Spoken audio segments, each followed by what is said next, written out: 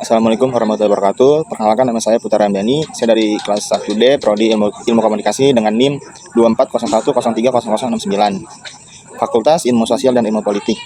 Di sini saya akan mempresentasikan proposal saya tentang analisis strategi komunikasi pemasaran dalam meningkatkan minat beli konsumen. Dosen pengampu Bu Ferawati Fajrin, SPD MPD. Yang pertama ada pendahuluan bab 1, latar belakang.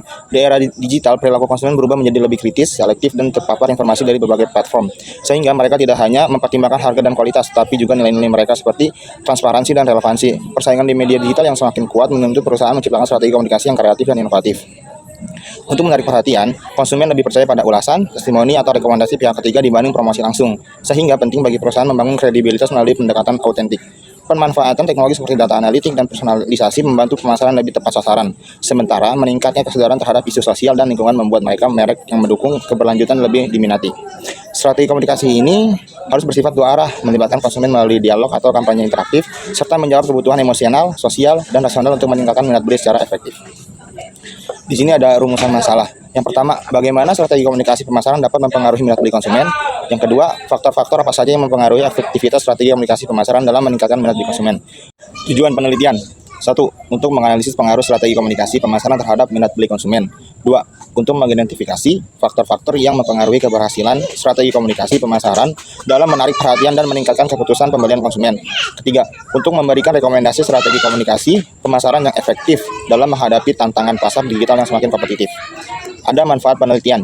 Pertama, memberikan wawasan tentang cara merancang strategi komunikasi pemasaran yang lebih efektif untuk meningkatkan minat beli konsumen dan membangun loyalitas merek. Yang kedua, memberikan pemahaman lebih dalam mengenai peran komunikasi pemasaran dalam perubahan perilaku konsumen di era digital. Ada bab 2, kajian pustaka.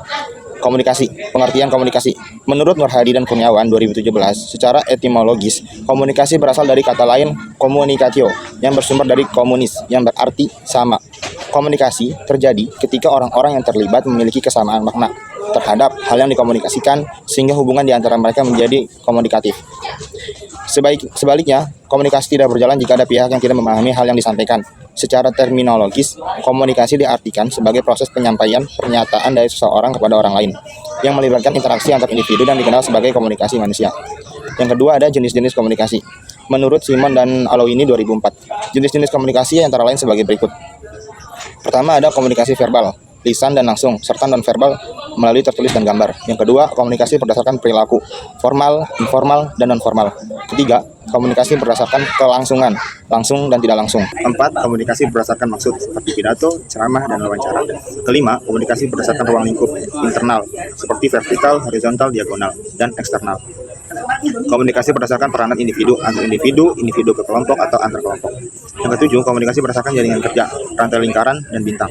8. Komunikasi berdasarkan arah informasi, satu arah, dua arah, ke atas, ke bawah, dan ke samping. Di sini ada teori komunikasi. Menurut Hasanah 2019, teori komunikasi pemasaran terpadu menekankan pentingnya menghubungkan pelanggan atau calon pelanggan dengan merek atau perusahaan melalui berbagai elemen seperti kehumasan yang berperan memengaruhi perilaku khayal secara langsung. Kehumasan menjadi bagian penting dalam strategi komunikasi pemasaran terpadu untuk mencapai hasil optimal. Teori bauran promosi yang meliputi hubungan masyarakat, iklan, promosi penjualan personal, dan pemasaran langsung digunakan perusahaan untuk menyampaikan nilai pelanggan secara persuasif dan membangun hubungan pelanggan. Bauran promosi merupakan kombinasi strategi yang dirancang untuk mencapai target pemasaran, melibatkan pencairan produk, harga, tempat, dan promosi yang tepat. Bauran pemasaran sendiri terdiri dari variabel-variabel yang dikendalikan perusahaan untuk memengaruhi pemilihan produk secara efektif. Di sini ada komunikasi pemasaran. 1. Pengertian komunikasi pemasaran menurut Edi Marsudi et al. 2022. Komunikasi pemasaran, marketing communication, adalah elemen penting dalam bisnis karena berfungsi menyampaikan informasi tentang produk kepada calon konsumen. Teknik komunikasi pemasaran tepat diperlukan agar pesan yang disampaikan tidak hanya informatif tetapi juga mampu membujuk dan meyakinkan konsumen untuk hanya membeli atau menggunakan produk. Komunikasi pemasaran mencakup upaya perusahaan untuk menginformasikan dan mempengaruhi, membujuk, dan mengingatkan konsumen mengenai produk, baik secara langsung maupun tidak langsung. Tujuannya adalah menyampaikan pesan kepada konsumen sasaran tentang keberadaan produk di pasar secara efektif. Jenis-jenis komunikasi pemasaran. Menurut Edi Marsudi, jenis-jenis komunikasi pemasaran yang pertama ada periklanan, atau bisa disebut advertising.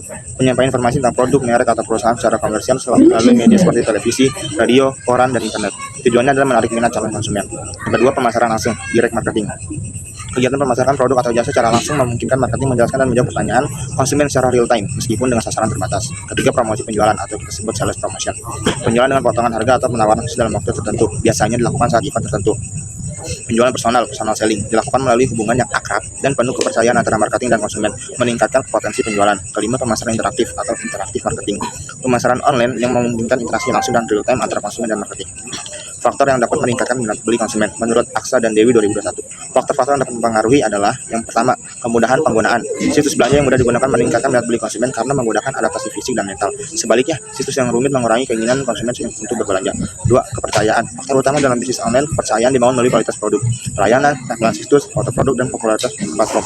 Kepercayaan memengaruhi minat beli secara signifikan. Ketiga, keamanan. Sistem keamanan yang baik seperti pelindungan data pribadi dan transaksi memberikan kenyamanan bagi konsumen, mengurangi kecemasan dan mendorong minat beli.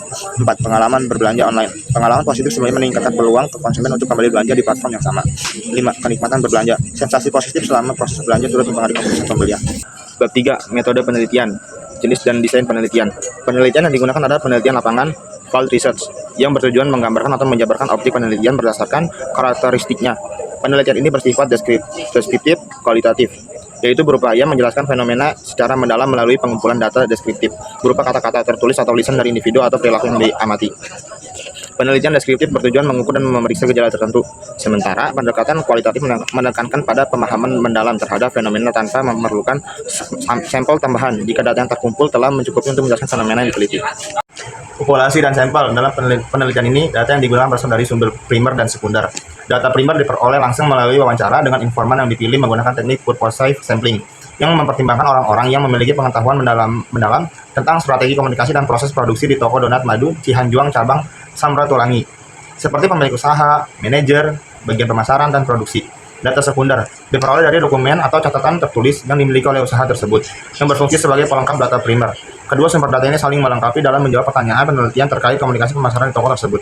Teknik pengumpulan data. Yang pertama ada wawancara dilakukan untuk memperoleh informasi langsung dari narasumber terkait, seperti pemilik usaha, yaitu bernama Yuda Alwasi, bagian pemasaran Nabila Alfianda, dan produksi Abdul Iqmal. Di donat madu Cihanjuang cabang Samratulangi dengan menggunakan teknik wawancara terstruktur.